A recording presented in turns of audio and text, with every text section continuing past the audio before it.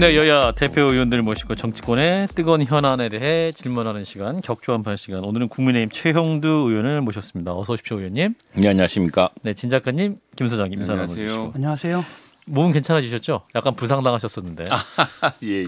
예, 코로나 회복하셨어요. 네. 자, 당 얘기부터 바로 해보겠습니다. 이제 주호영 새 원내대표가 선출됐습니다. 이제 정진석 비대위원장과 투톱 체제가 됐는데 어떻게 보세요? 이제 당내 혼란은 좀 잠잠해질 것으로 보시나요? 네, 두 분 다 뭐 저 경험이 많으신 분이고 또 예. 점잖은 분이고 어느 쪽에 치우친다기보다는 두루두루 이제 원만하게 일을 푸시려는 분들이니까 예. 여러 가지 뭐 안정이 되겠죠. 그리고 이제 원래 이런 일도 너무 저 혼란과 진통이 오래되면은 사람들이 지쳐서 이제는 좀 안정을 바라는 법이거든요. 예. 그래서 이제 이 문제도 어느 정도 진정되지 않을까 싶습니다. 근데 표 차이가 예상과 달리 굉장히 그 이용호 의원이 네. 선전에서 한 6대4 정도로. 그게 아마 그날 우리 원내대표 의원총회 때 와 보셨으면 왜 그런지 이제 이유를 알 수가 있습니다. 원래 이게 현장에서 예. 그 의원들이 가장 까다로운 유권자라고 합니다. 의원들이 마음을 굉장히, 안 정해요? 예, 마음을 잘 안 정하고 예, 의원들이 뭐 원내대표 한다고 해서 지금 상임위 다 정했죠. 뭐 원내대표가 지금 사실은 의원들한테 이렇게 뭘 이렇게 나눠줄 수 있는 게 없는 지금 나를 뽑으면 뭘 도와주겠다 뭐 이런 그렇죠. 것들. 그래서 사실은 원내대표 경선할 때마다 우리 저 최 의원님 뭐 원하시는 상임위원회 적극적으로 반영하고 제가 뭐 예결위도 필요하시다면 뭐 이런 게 다 끝나버렸어요 지금. 끝나버렸어요. 예. 그러니까 지금 거기다 자녀 임기만 하기로 됐죠. 아. 뭐 사소한 이야기 같지만 어쨌든 의원들은 그런 사소한 이해관계 때문이라기보다는 굉장히 까다롭습니다. 이게 우리 당에 어떤 영향을 미칠까? 그리고 장기적으로 당이 잘 돼야 내가 다음에 재선에 또 3선에 4선에 도움이 된다. 뭐 이런 당이 잘 된다는 것을 어떤 누가 뽑힘으로써 잘 될 것이냐. 이게 내 혼자 당장 무슨 뭐 개인적으로 안다고 원내대표한테 큰턱 볼 일도 없는데 원내대표가 이게 잘못 뽑혀가지고 당에 대한 국민들의 신뢰라든가 이런 게 떨어지면은 내가 낭패다 이제 이런. 그래서 의외로 그 이변들이 많습니다. 이 당내 경선에서는. 그런데 어제 들어보니까 우리 저 이용호 의원께서는 굉장히 그 호소력이 있는 연설하셨습니다. 현장에서. 예. 이런 말씀하셨어요. 나는 사실은 이 당으로 입당한 지 얼마 되지 않는다. 지난 대선 때 입당하셨거든요. 그렇죠. 예. 근데 나는 이 당이 잘못되면은 돌아갈 곳이 없다. 얼마나 그 호소력이 큽니까? 난 당 잘 되자고 나온 것이다. 최영도 의원님도 설득되셨나 보네요 그날. 나는 상당히 설득이 되더라고요 보니까. 누구 뽑았는지 말씀하신 거예요 그럼?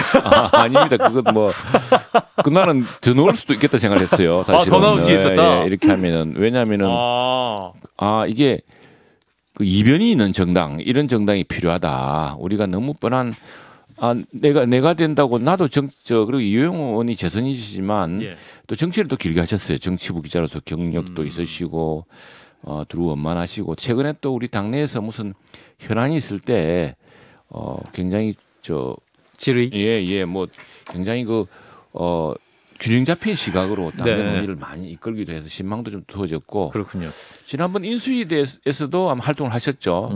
또 대통령실과의 관계도 무난하다고 생각이 되고 해서 그래서 어제 뜻밖의 좀 이변이라고 봤지만 현장에서 그 표심을 움직인 의원들의 마음을 움직인 스피치가 아주 일품이었습니다. 그렇군요. 그러니까 그거 사실 맞지 않습니까? 이게 내가 뭐 때문에 나왔겠느냐 내가 기타금 1,000만 원인가 2,000만 원 내고. 원내대표 선거 나오려면 1,000만 원, 2,000만 원 내야 되는군요. 그래서 앞으로 그것도 좀 의원들끼리 하는 일인데 그 돈을 이게 비싸냐고 그러면서 주호영 거기서 투표만 하는데 뭘 주호영 원내대표한테 괜히 제가 안 나왔으면은 그 기타금 쓰실 일도 없을 텐데 기타금 쓰시게 해서 죄송하다고 이런 말도 하면서 굉장히 여유 있게 하셨고 또 주호영 원내대표도 그래 참 한데 이게 여러 가지로 어려운 상황이다 보니까 또 지난번에 비대위원장으로 추대가 됐지 않습니까? 그걸 좀 매듭을 좀 풀어야 될 사안도 있고 해서 두 분 다 말씀을 원만하게 하셨어요. 그래서 그날 현장 스피치 표가 결국에 저는 4대6으로 갈라진 거 아닌가 싶습니다. 그렇기도 하지만 사실상 소위 말하는 이제 윤핵관이라고 하는 그룹들이 너무 막 이렇게 막 옥죄니까 뭐 원내대표도 다 추대로 하자 이렇게 하니까 거기에 대해서 좀 반발 심리가 이용호 의원에게 표가 몰린 것이 아니냐. 사실 그분이 말씀하셨던 여러 가지 전제를 놓고 보면 원내대표를 하실 수 있는 분은 아니잖아요. 국민의힘에서 지금 현재 시점에선. 그렇죠. 이제 그런데 그 한 표라도 더 되면 되는 거니까 이제 그렇게 해서 그 보여주는데 근데 뭐 나는 전화를 못 받았는데 아, 의원님 전화 안 했습니까? 이용호 의원이? 두 분 다 전화를 하셨죠. 물론. 전화했습니까? 하는데 예. 그 제3자가 뭐 네네. 초대를 하자 뭘 하자 이러는 건 없었는데 그건 아마 권성동 지난번에 의원 전화를 못 받으신 거구나. 지난번에 전화 못 받았군요. 아니 그건 이제 원내대표 경선에 나오실 분들한테 했겠잖아요. 감이 아니니까. 갑자기 놀라셨습니다. 아닙니다. 예. 그게 아니고 어쨌든 그게 정치를 밖에서 보는 거하고 물론 이제 밖에서 보는 게 더 객관적일 수 있겠는데 예. 내부적으로 보자면은 상당히 난 그래서 우리 당에 참 훌륭한 또 자산이 하나 더 생겼다 생각을 합니다. 자, 이렇게 이제 원내대표까지 이제 뽑고 이제 국민의힘은 정상화의 길로 빨리 가려고 노력하고 있습니다만 이준석 전 대표가 추가로 또 가처분 신청할 수도 있고 또 이미 제기한 것도 있습니다. 그래서 이게 뭐랄까요? 이 새 원내대표 선출한 것도 불안할 수 있다. 이렇게 얘기하고 있습니다. 이 부분은 어떻게 판단하고 있습니까? 원내대표는 이제 불안하지 않습니다. 원내대표는 어느 경우든 법원이 지금 지난번 결정을 보더라도 예. 원내대표에 대해서는 그걸 직무대행으로 인정할 수 있는 유일하게 지금 법적 지위를 보장받는 사람이 이제 원내대표 당내. 됐습니다. 예. 지금 비대위원장에 대해서 지금 또 저 가처분 신청을 끌어놨기 때문에 예. 그런데 원내대표는 이제 그게 관계는 없는데 저는 빨리 이 법리 논쟁에서 풀었으면 좋겠습니다. 이 법리 논쟁을 풀려다 보니까 지난번에 그런 비상 상황에 대한 당헌 해석을 규정을 새로 집어넣고 이래 됐던 건데 네. 그게 이제 자꾸 뭔가 문제를 하나를 해소하려다 그러는 것 같은데 지금 법리 논쟁이 실질적으로 그 말을 안 해서 그렇지 경제 상황이라든가 이런 상황들이 얼마나 어렵습니까? 그리고 전 우리 의원총회에서 늘 이야기합니다. 아니 우리 당 대표가 없어서 예. 비대위원장이 없어서 우리가 못하는 게 뭐가 있습니까? 뭐 때문에 이런 문제에 이렇게 집착을 해서 차제현 나는 당대표 없애버리자 계속 이야기를 하니까 좀 난데없는 사람으로 많이 저걸 하고 있습니다만 예. 그게 사실은 그 문제 논란이 법리를 따지다 보면 끝도 없거든요. 뭐 예. 끝도 없는 문제인데 칠대했고 저는 그래서 이준석 대표도 그냥 이쯤에서 네. 더 이상 법리 논쟁을 중단하고 가처분을 중단하고 가처분 신청도 어쨌든 일성을 했지 않습니까 한번 예. 그것을 그 주장의 타당성이 일부 있었다 생각을 하고 이렇게 끝까지 가서 나중에 뭘 어떻게 법률에 해서 뭐 풀가 다 되는 문제가 아니지 않습니까? 그러니까 제가 늘 말씀드리지만 이게 게임하고 다르지 않습니까? 게임에서는 내가 저 사람을 저격을 하면 저 사람이 쓰러져서 안 나와요. 그러나 아무리 말폭탄으로 저격을 하고 해도 저 사람이 더 강고하게 버티고 있을 테고 또 예. 중요한 것은 그것을 보는 당원들과 국민들의 시선이거든요. 국민들이 이게 참 큰 인물이다. 국민들이 이게 더 뭐 사안이 어떤지는 알겠는데 이 문제를 누가 어떻게 푼다는 그 해결 능력을 보여주는 게 더 중요할 텐데 지금 이제 처음에는 이게 상당히 핫한 이슈가 됐지만 여당 자체가 이렇게 끝없는 내용으로 가는 것 자체를 뭐 이 당의 당원은 뭐 아주 지금 이 문제에 대해서는 그 굉장히 이제 분노하고 지쳐 있고 당원이 아닌 사람들도 더 이상 이게 유쾌한 뉴스가 유쾌하다기보다는 더 이상 이 문제로 지금 그 당이 그렇게 할 때냐라는 아주 비판적 여론이 높아요. 근데 이제 또 악재가 또 발생했어요. 유상범 의원이 네. 이제 그 정진석 비대위원장과 문자를 교환하시다가 서로 나눴던 문자 그건 이제 한 달이 아닙니다. 8월 13일 예. 8월 13일 날 교환했던 문자가 드러났고 이제 점심 먹자 뭐 이런 얘기를 쓰다가 그게 공개가 됐지 않습니까? 그걸 이제 공개가 되면서 이제 이미 그런 시나리오가 가동됐던 것이 아니냐 여러 가지 파동이 있습니다. 의원님은 그 부분 어떻게 보십니까?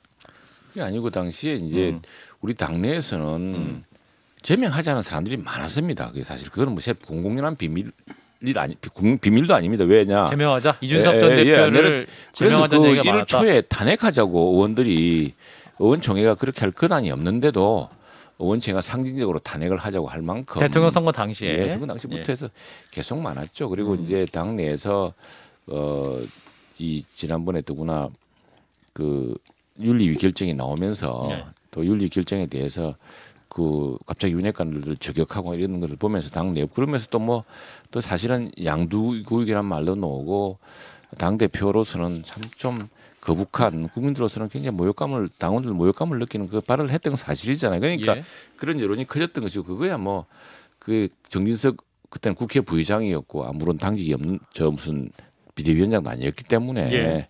그런 뭐 의견 그리고 또 또 두 분이 한 번 또 설전을 다 주고받은 적도 있었죠 이전에. 근데 뭐 우크라이나 가는 문제로 예. 정진석 그 의원과 이제 이준석 대표가 문제는 그 이준석 대표가 저 윤리위의 뭐 제명 결정 어떤 징계 네, 결정을 가지고 저 사진과 함께 또 가처분 신청을 신청하러 갈 텐데 제가 보기에는 네. 그런데 저분이 또 윤리위 부위원장이기도 하셨고 네. 그랬을 경우에 똑같은 법원에서 똑같은 수석 부장 판사가 또 가처분 신청을 받을 거라서 아까 이제 비대위 결정도 어떻게 될지 비대위에 대한 가처분 신청 결정도 어떻게 될지 모르고 지금 너무나도 정치적 변수가 아닌 법원 변수에 의해서 근데 이제 법원은 정무적으로 판단하지 않고 그냥 법적으로 판단할 거잖아요. 그렇죠. 이게 좀 계속적으로 리스크로 남지 않느냐 이렇게 얘기들을 많이 하거든요. 근데 그 자체는 법원이 거기까지는 무슨 해석을 하기는 좀 어려운 대목이 아닌가 싶고 그건 뭐 당연히 이쪽에서도 이거 한 개인의 의견으로 나는 내 당원이 이야기를 한 것이다 예. 이렇게 하는 거고 그다음에 이제 또 이번에 그 결정에서 그래서 이제 유상무 의원이 빠져버리지 않습니까? 윤리위에서 윤리위에 물러났어요. 그 자체가 윤리위원으로서 이런 논란 속에 빠지고 이런 논란을 제공한 것에 대해서 스스로 책임을 느낀다고 윤리위원회에서 윤리위원회 이런 논란에 빠져서는 안 된다고 해서 빠졌지 않습니까? 그렇기 때문에 다음에 내려질 결정이 유상범 의원이라든가 이 두 분이 주고받은 대화랑 관계가 없는 결정이 될 것이기 때문에 예. 예. 근데 이제 그렇습니다. 예. 근데 오늘 또 유상범 의원이 언론 인터뷰를 하신 내용을 보면 경찰이 성상납 의혹 관련해서 뭔가를 입증한 그 과정으로 가고 있는 것 같다라는 어떤 뭐 증거를 확보한 것 같다는 추측을 하는 또 말씀도 하시고 그건 이제 오는 28일 그게 윤리위원회에서도 이제 그런 걸 고려할 것이다 이런 말씀도 하셔서 이제 언론에 이제 계속 관심을 갖고 있으니까 오늘도 내가 국회 본회의장 들어가면서 보니까 언론이 뭐 유상무 의원들 주변을 쫙 둘러싸고 있어요. 그래서 뭘 말을 피할 수가 없고 자꾸 물으니까 예. 이제 법리적으로 해석한 것 같아요. 그러면 그 사건 어떻게 됩니까? 저 사건 어떻게 됩니까? 법리적으로 이제 그 해설하듯이 하다 보니까 나온 이야기 같고요. 만일 이제 그 지금 빨리 이제 경찰이 어떤 가닥을 잡아야 될 텐데 왜냐하면은 이거는 이준석 전 대표를 위해서도 빨리 예. 결정이 되는 게 좋거든요. 그렇죠. 이건 무한 끌 수 있는 게 아니니까 그리고 이 사건에 대해서 이 본인은 억울하다. 빨리 진상을 밝혀달라고 하던 입장이기 때문에 예. 그 나와버리면 해결될 문제인데 근데 그 이제 법리적으로는 그와 함께 그 이제 저 가세현을 상대로 허위사실이라고 해냈지 않습니까? 예. 뭐 그거는 이게 이제 이 문제가 크게 보자면은 뭐 저도 또 괜히 엉뚱한 소리를 또 하는 것 같은데 예. 그 아니 이제 공소시효라는 문제가 있어서 예. 공소시효 때문에 공소시효가 끝나버리면은 그 다툴 여지가 없어져 버리거든요.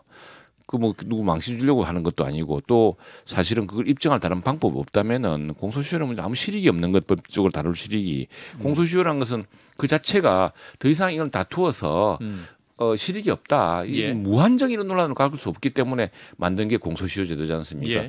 만약 그게 끝나버렸다면 될 문제가 아닌데 그리 되면은 그러면은 이제 가시현하고 붙었던 이 사안은 어떻게 되느냐 이제 이런 새로운 의문에 대한 것들이 나올 테고 그게 이제 기자들이 질문하면은 예. 글쎄 그걸 무고를 다투려고 하면은 뭔가 무고 여부를 따지게 되는 본안 판단이 있어야 되는 거 아니겠느냐. 그러니까 뭐 이 정도 성상납 이야기하는 의혹이 것이죠. 있다는 것을 제기했으면 이제 성상납 의혹 관련 처벌이 중요한 게 아니라 이제 그런 의혹의 유무를 따져야지 어떤 명예훼손 부분도 다툴 수 있기 때문에 그렇죠. 예. 이제 그런 부분에 대해서도 좀 다툼이 필요하다, 입증이 필요하다는 말씀. 그건 법리적으로 그렇게 가는 과정이 프로세스가 그렇다는 거죠. 예, 알겠습니다. 근데 지금 이런 상황에서 그러면 유상범 의원의 빈자리는 윤리위가 채운 겁니까 그러면? 모르겠네요. 윤리위원회는 그것도 규정이 있습니까? 몇 명이 뭐 되겠죠. 뭐 예. 또 보충하면 될 테고. 예. 이준석 전 대표가 경찰 출석을 거부한다는 소문이 들린다. 유상범 의원이 말을 했는데 의원님도 들으신 말이 있나요? 모르겠는데 이건 저는 잘. 근데 그게 나는 모르겠어요. 유상범 의원이 그렇게 이야기를 했을까요? 뭐 예, 인터뷰에서 그렇게 얘기했습니다. 그래요? 오늘 아침에 시선 집중해서. 아니 이제 오늘 시선 중에서 예, 아침에 언론에서 이제 그렇게 이야기하거나 누군가 그렇게 이야기를 한다 이런 말하자면 예. 카더라. 카드라 이제 히어세이 뭐 내가 들었다 그렇게 그렇다 카데 뭐 이런 것 같은데 그거. 예. 근데 이분이 뭐 책임지고 뭐 사퇴도 하고 이랬던 분이 언론에 나가서 할 소리는 아닌 것 같거든요. 일단 그거 모르고 하는 얘기인 것 같지는 않고 제가 볼 때는 이제 떡밥을 이제 깔아두는 것 같아요. 이렇게 그러니까 이게 패러다임을 전환하기 위해서. 그럴까요? 예. 그렇게 내 유상범은 잘 안 하는데 그 우리 저 지역에서는 우리 내 지역구에서 검사장도 하시고 해가지고 그 평판이 굉장히 좋으신 분이에요. 근데 요즘 자꾸 이런 문제 설화가 걸려서 예. 본인도 좀 고독스러워하는 것 같습니다. 예, 그러니까 유상범 그러니까 의원 그렇게 뭔가를 예. 자꾸 잔머리를 써서 뭐 예. 이렇게 뭘 자락을 깔고 그런 분은 아닌데 예. 그 이제 자꾸 언론인다 관심이 크니까 자꾸 이제 그런 데 그러니까 왜냐하면 이제 해석을 낳게 되는 경찰 수사에 대해서 이제 유상범 의원이 뭔가 정보를 계속 얻는 것 같다라는 해석이 많이 나오는데 경찰 출석을 거부한다는 소문이 들린다. 경찰 출석 거부한다는 건 경찰이 알려줬을 거 아니에요. 경찰에 출석해달라고 얘기했을 테고 이제 안 한다고 거부했으니까 경찰만이 알 수 있는 얘기인데 경찰 출석을 거부한다는 소문이 들리는 건 경찰한테 들으신 거 아니에요? 그건 모르죠. 그건 모르겠고 언론에서 이야기할 수도 있고 그리고 경찰이 요즘 경찰도 그렇고 검찰도 그렇고 그런 것들을 예. 외부적으로 누구 알리거나 그걸 알려고 할 수도 없는 그런 상황입니다. 요즘 예. 그게 그 경찰이나 우리 검찰 같은 경우에 그런 사안들이 나중에 일파만파로 그 수사 결과 자체를 그 예. 피사실 공표일 수도 있고 해서 예. 뒤집을 수 있는 사안이기 때문에 그 실제로 그걸 아는 사람들 절대로 그렇게 말을 할 수가 그러니까 없습니다. 그걸 알려고 해도 알 수가 없는 걸 유상범 의원이 들었다고 말씀을 하시니 참. 근데 뭐 알겠습니다. 자, 이 얘기 여기까지 하고요. 예, 소문을 드린다라고 얘기하셨어요. 자, 이 영빈관 얘기를 해보죠. 네. 이제 지낸다고 했다가 예산까지 편성됐다가 이제 계획이 철회가 됐습니다. 대통령이 직접 지시를 해서. 그래서 이제 이게 영빈관을 새로 지어야 한다는 부분은 많은 분들이 공감하시는 부분이 있을 텐데 왜 지금이었을까 이 부분인데 의원님은 관련 논란 어떻게 보고 계셨어요? 우리나라에 지금 대통령 관련해서 두 가지 금기 사항이 있습니다. 하나는 전용기. 이 전용기 이걸 사실은 우리나라 국적점 되면은 전용기가 있어야 됩니다. 있어야 되는데 그거 절대로 살 수가 없습니다. 국민의 정서도 있고 예. 또 국회에서 참 야당이 되면은 그 여당 할 때는 멀쩡하게 필요하다 그랬다가 야당 되면 드실 수 없는 1호기는 그래도 이번에 문재인 대통령이 사실 한 번도 아니 사게 그것도 빌린 겁니다. 빌린 건가요? 예. 빌린 거고 예. 근데 그 빌린서 한 운영하는 게 도저히 더 든다 그럽니다. 그리고 또 하나 이제 이 영빈관 문제는 이제 탁혜민 전 행정관인가요? 예. 비서관인가요? 그분도 이야기하셨잖아요. 이게 동네 주민센터 수준이라고 이게 정체불명의 건축 양식에다가 외국이 보기 부끄럽다 그렇게 했는데 예. 근데 이제 이 예산 항목이 이제 어차피 국회에 가면 다 보고하고 이 항목을 숨길 수가 없습니다. 뭐 그렇게 숨기려고 했으면은 드러나지도 않았겠죠. 근데 이게 아마 무슨 운영비라든가 예비비라든가 이런데 뭐 이렇게 조금 한번 시도를 해보려고 한번 그걸 기금에다 묻어놨더라고요. 기금에다가 그러니까 그런 어떤 문제 얘기를 한번 해보려고 했겠죠. 근데 그게 금방 드러나는 것이기 때문에 그 대통령은 그걸 이제 그걸 한다 하더라도 지금 이 대통령이 지어가지고 그 2, 3년씩 걸릴 텐데 그게 예. 득볼 일도 없거든요. 어느 시기에는 해야 되고 또 하나 영빈관과 별도로 청와대 지금은 이제 다 나왔으니까 이제 뭐 더 이상 할 일도 없지만 청와대 우리가 있을 때는 위민관이라 그러고 민주당 정부가 되면 여민관이라 그랬는데 그 건물이 전부 위험 등급입니다. 이 수선을 못 해가지고 재건축해야 되는데 예, 그러다 보니까 그런 과정인데. 이게 뭐 정식으로 뭘 제기를 했으면은 그러니까 대통령이나 정부로서 좀 당황했던 것 같아요. 근데 근데 이게 국무총리가 모를 수 있나요? 예? 국무총리가 어떻게 모를 수 있냐 이런 또 의아하신 신문 분이 보고 있어요. 알았다고 하니까 저희도 깜짝 놀라서. 그게 사실은 국무총리까지 다 관여해야 될 그런 사안은 아니죠. 그런 사안 아니다. 예. 그리고 그게 특별하게 이제 그 대통령실에 관련된 또 국가의 그 의전이라든가 이런 데 관련된 사안일 수도 있고. 알겠습니다. 예. 그거 이게 국무위원회에서 총리께서 직접 인준하는 사안인데다가 대통령의 그게 최고 관심사인 대통령실 관련된 문제인데 총리가 모르셨다라고 하면 전체적으로 이제 예산이 우리가 600여 번 몇십 조죠. 되게 하면은 그게 이제 국회로 넘어가서 이제 지난 8월 15일까지 마지막으로 각 부처 예산이 취합돼가 짜졌거든요. 그리고 이제 그 과정에서 그게 이제 각 부처별로 항목이 정해지고 이렇게 되는데 그 항목 자체를 좀 이렇게 예비비라든가 또는 뭐 운영비라든가 이렇게 큰 테두리로 남았다는 게 있고 하기 때문에 모를 수도 있다. 아니 그리고 그거 자체가 세세하게 이렇게 알겠습니다. 않죠. 목적을 정해져 있었는데 문제는 수석들도 몰랐다라고 지금 언론 보도가 나오고 있거든요. 어떤 문제 제기에서 이런 발상이 나왔고 그다음 이걸 추진하기로 누가 결정했고 그다음에 그 계획을 누가 짰고 어느 단위에서 없고 어디까지 보고가 됐는지 이런 것도 좀 불투명하잖아요. 그렇죠. 근데 그 부분만 밝히면 될 것 같은데 왜 이런 얘기를 하냐 갑자기. 예. 그러니까 이제 대통령께서도 이제 그래서 그 문제에 대해서는 그 이야기가 나오자마자 당장 그 논의를 중단시켰던 것도 보면은 그 과정에서 그게 누가 대통령께서 지시했던 겁니까 그러면?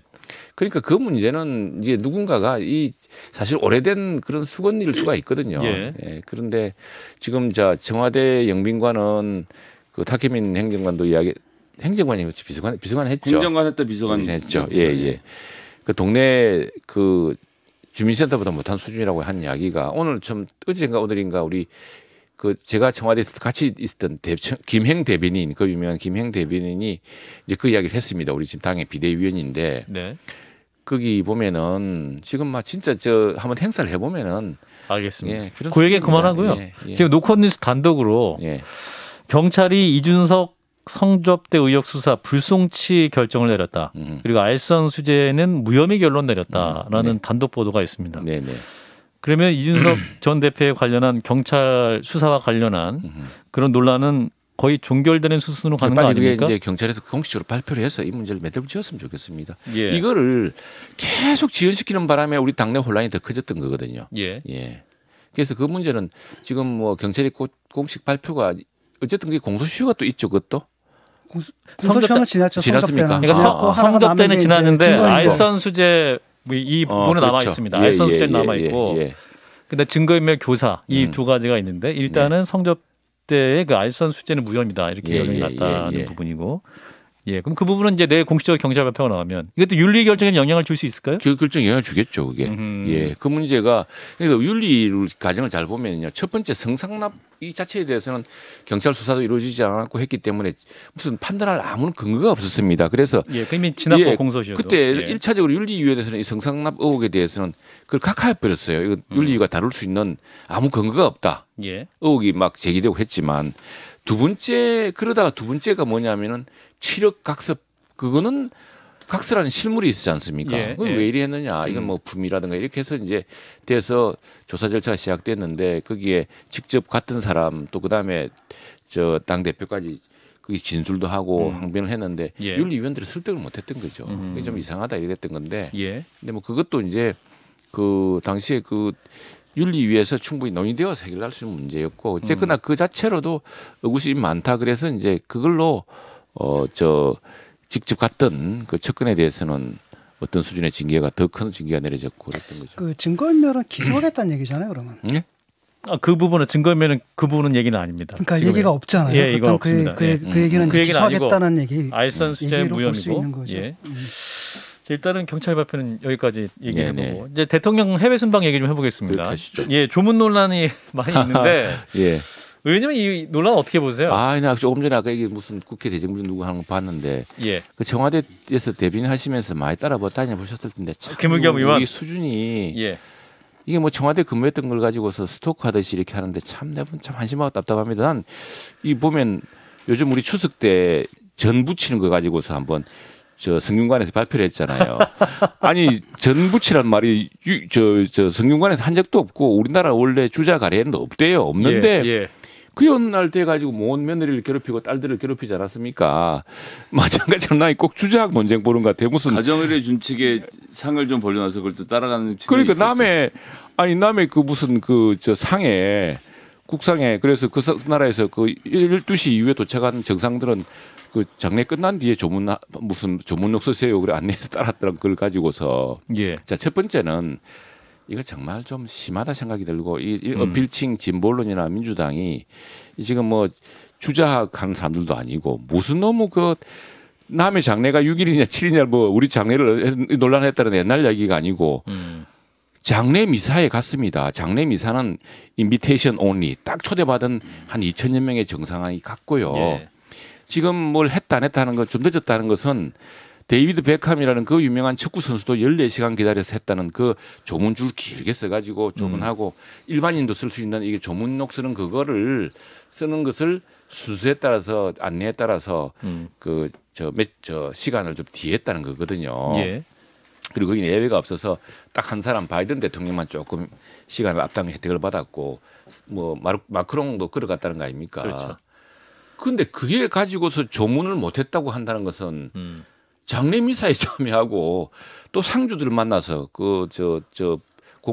황태자비도 만나고 안 그랬습니까? 왕세자비도 만나고 해서 한국에 오고 싶다는 이야기 듣고 서로 찰스삼세도 하고 했으면 되는 거지. 예.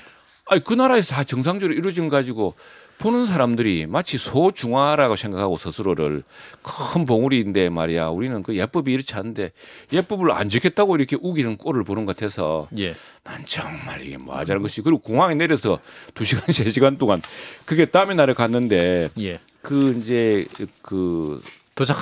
도착하자마자 지금 막 영국에 호텔도 없고 교통 상황이 대혼란이어서 런던이 지금 전 세계에서 그런 상황을 전제로 있으니까. 했던 영화도 있었습니다. 예. 어떤 테러리스트 단체가 완전히 썰어버리려고 뭐 그 정도로 모든 것 실수가 통제돼야 되는 시기여서 그 나라 그 영국의 런던 당국에 통제를 따를 수밖에 없는데 2시간 일찍 도대체 2시간 동안 뭐 했겠습니까?